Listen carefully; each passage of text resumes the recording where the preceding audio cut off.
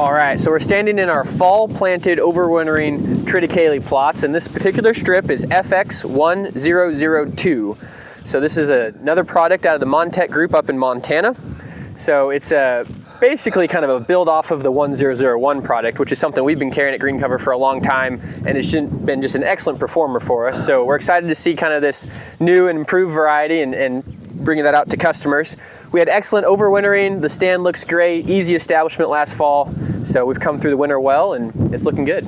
Yeah, so any good seed company is always going to be trying to improve their genetics, and basically that's what this is. This is the next generation of the Forage FX series. So we've got the 1001 over here, we've got the 1002 here.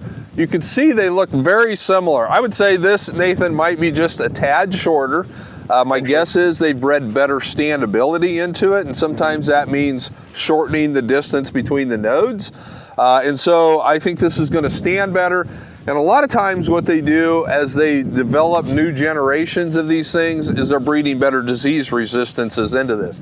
Now, we haven't seen any diseases in these at all. There's been no fungicide applications. The wheat in these plots got decimated by wheat streak, mosaic, and other diseases. The rye and the triticales look awesome. And again, there's been no fungicides, no crop protection on any of these at all. So they both look really good.